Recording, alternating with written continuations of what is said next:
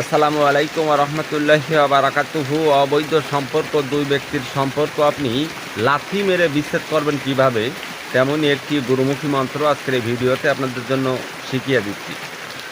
অবৈধ সম্পর্ক, পরকীয়া সম্পর্ক বা দুইজনের সম্পর্ক বিচ্ছেদ করার জন্য আপনি এই মন্ত্রটি কাজে লাগাতে পারবেন। জাস্ট মন্ত্রটি 7 বার পড়বেন আর 7টি লাথি মারবেন। এইভাবে 3 দিন কাজ করলে 3 দিনের ভেতরে মনে করেন খেল খতম। তো যাই হোক, মন্ত্রটি বলছি। মন্ত্রটি হচ্ছে: তাগাত পাতি বোয়াল কি নাগ, অমুক অমুকের সহিত ঝগড়া বিবাদ লাগ, যদি না লাগবি তো গুরু কি মমে মারব 7 লাজ।